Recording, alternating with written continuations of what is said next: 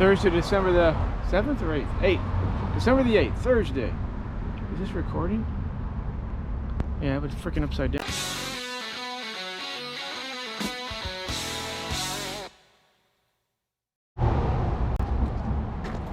Morning, folks. Thursday, December the 8th, and I'm here at the American Space Museum. Got here yesterday afternoon. I'm gonna go in. I boondocked here. They're members of the Harvest House team.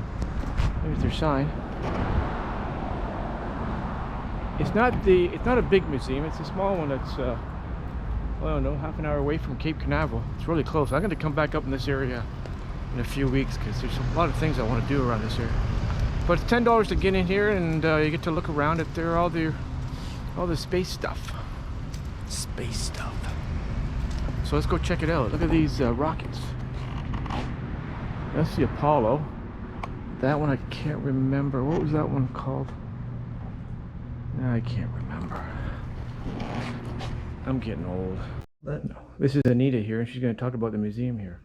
Yeah, our museum is all about the older history of our space program from the very beginning, how we even got started thinking about rockets and space travel in the early 1920s, up through the shuttle era, which ended in 2011. And we are nonprofit, so everything in our museum has been donated. Oh, that's interesting. Either by Kennedy Space Center, Cape Canaveral Air Force Station, or many, many space workers. Yeah. Because when you worked on a project, you were given things. Yeah. So people that worked out there for 30, 40 years worked on multiple projects and collected a bunch of artifacts, memorabilia. And a lot of them, when they retired, realized how much stuff they had collected, so now they come in and donate stuff to our museum. That's nice of them to do that. We get stuff donated still every week, though. Yeah, I got some stuff I could mail down in packages, actually, for you. Okay, that would be awesome. Yeah, but yeah, anything that's connected to our space programs and space history, that's what we like. I have a rare space shuttle, Challenger, that I bought the day after it exploded up in Canada. Yeah. And the price went up to like $1,000 in the stores after it happened. Oh, absolutely. Yeah, I don't know what it's worth now, but yeah, anything that is part of it connected with a tragedy in any way, the people that have something like that, they really raise the prices on stuff. I never even thought of bringing it down here. Okay, I'm gonna look around. I will. Thank you very much. You're welcome to There's one of the space shuttles. Video of anything you'd like to. Great. Thank you. So I don't know if anybody knows this, but the Sputnik was only 22 inches in diameter. Man, growing up, I thought that was like 4, 5, 6 feet in diameter. That's interesting. And then here's the guys that got the right stuff. All the fighter pilots that were chosen to be astronauts. Here's a worker's outfit that built, spaceships and planes and all that. McDonnell Douglas. That was in Canada. I don't know what this is, but that looks like a piece of scrap metal that didn't go too well. That is cast iron camera, looks like it. Definitely is a camera. It's got a lens on the front. I wonder if that went to the moon. Here we go, high-speed movie camera.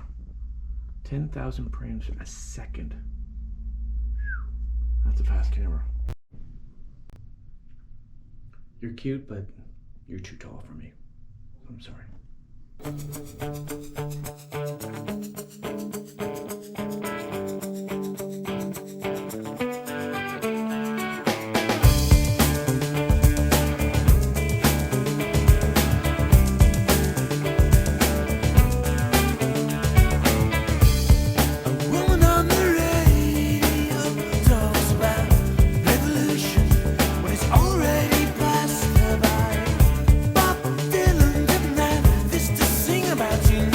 Feels good to be alive.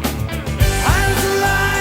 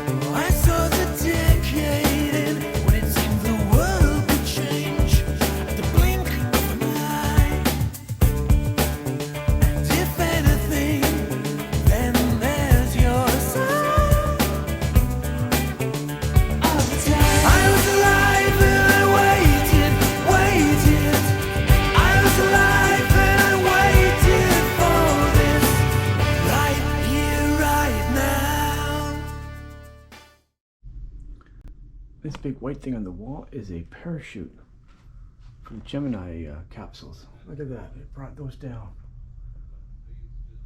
That's all they used to slow them down, come into Earth's orbit, or once you get past Earth's orbit. Look at these cool outfits that you have to wear. There's Krista, who passed away in the Challenger. Don't ask me what year it was, but I remember that day.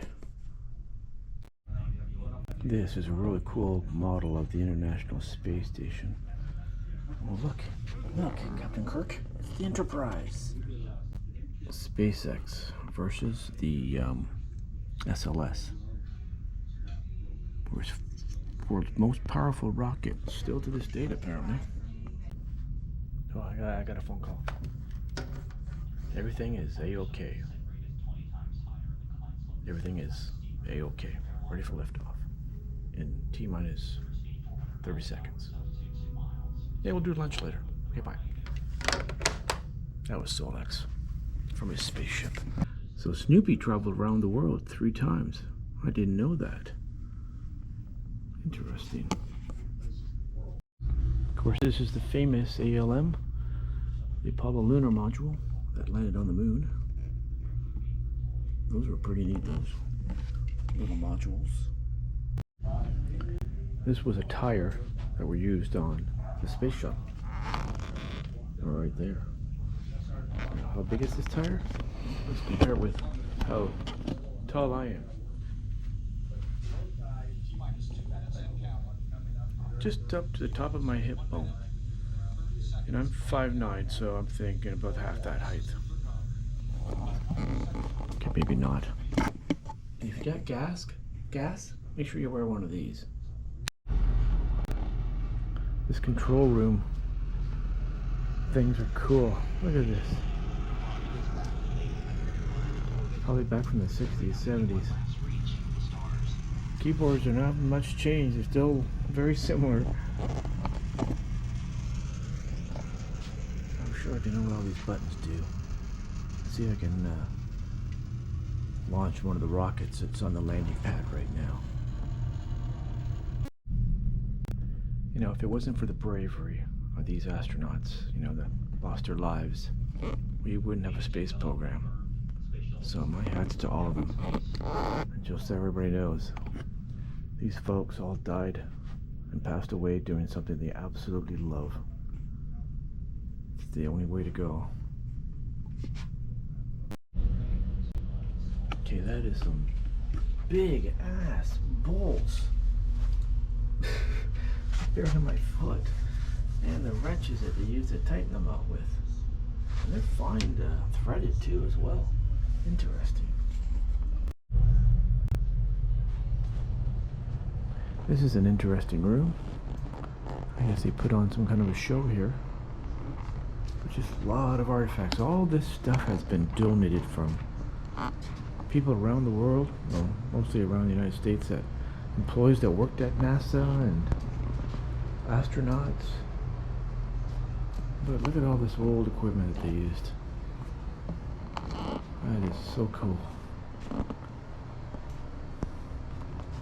There's more technology in my GoPro, or actually in my cell phone right now, than there is with all these machineries put together. A lot of them were just wires, tubes, vacuum tubes. Just incredible technology back then. That's, well, probably they thought that this would be the way it was going to be the rest of the program, space program. But things have changed, that's for sure. I saved this suit to last because I thought it was the coolest article that they have in this museum. The XHS-9 spacesuit demonstrator. That is really cool, man. Feels like looks like you go underwater. Maybe it is a water one. No. I guess it's for walking on the moon. Oh, it's for up at the International Space Station.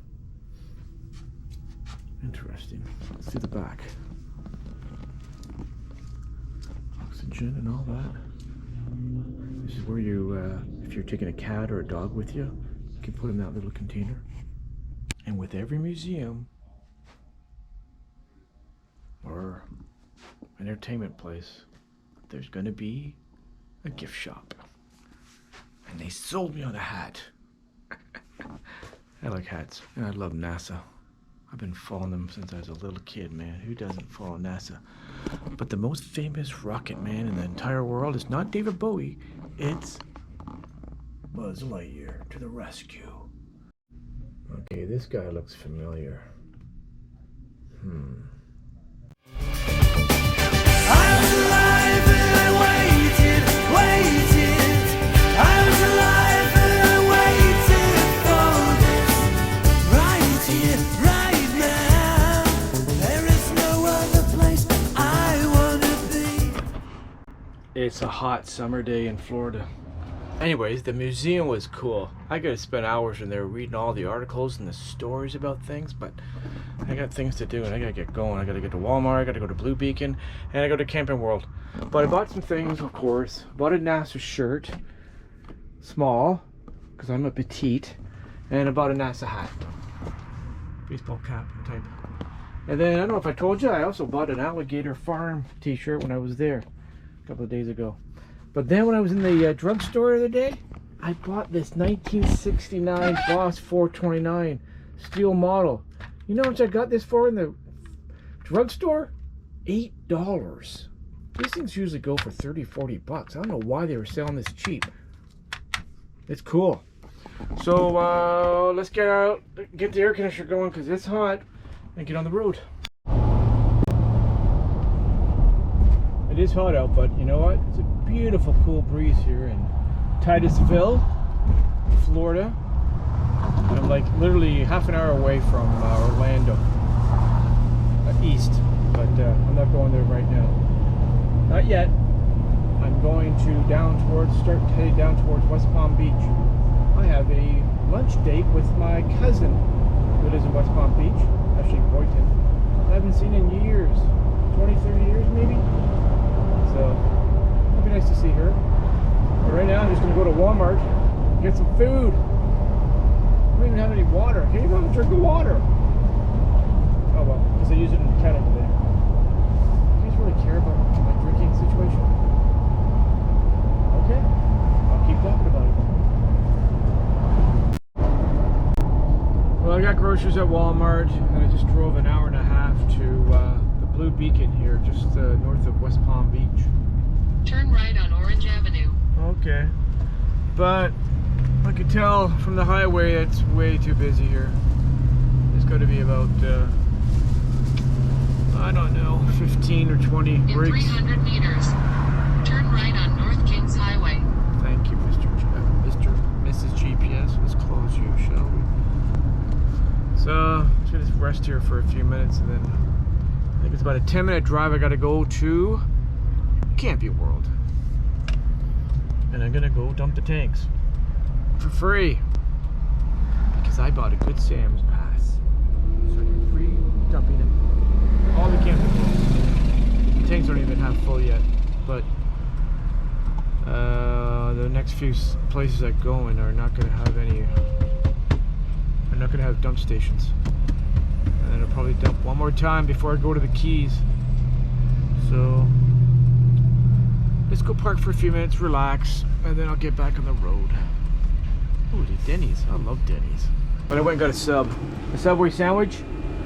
I haven't had Subway in freaking 20 years. It was quite good. Okay, we gotta get back in the cockpit and we're headed down to Camper World now to dump the tanks. How do I look in green? I don't know. My BFF says I look good in it, so I don't know. Yeah, I'm shirtless. Get over it. Okay, so I'm leaving Camping World here. I dumped the tanks. They had fresh water, but I couldn't find it. But I got a full tank, and I'm heading over to my next Boondockers Welcome. I'm staying one night, and they got electrical. And then the next 2 days after that, I got another Boondockers Welcome. They got electrical hookups for me. This is great, man. One electrical hookup right place. On South Jenkins Road. What? Oh, okay. Well, no other way to go here. So that's a huge Camping World. That was way bigger than the one that me and Charlie Grace were at in near Columbus, North Carolina. She would have loved that one. They had way more RVs, and the store was bigger. The whole facility for maintenance and all that is just way bigger. Okay, Camper World, we'll see you another time. Bye-bye. In 1 kilometer, turn right on Okeechobee Road. Okeechobee? Okay. So whoa. Made it to my Boondockers welcome spot. It's just in a subdivision, but a really nice subdivision. I gotta show you this little sitting area that the gentleman's made here. I set up my front door and I got this little seating area. Isn't this cool? Amongst the palm trees and a little fire pit. I guess they all. Isn't that neat? Fire ring trailhead. And I'm parked right here. I gotta find out if he has Wi-Fi. It's just a subdivision, but I prefer like subdivisions, to be honest, than any other kind of spot for Boondockers welcome. They're usually like walking distance. This is a gated community, so I can do a good long walk tonight. Watching the world.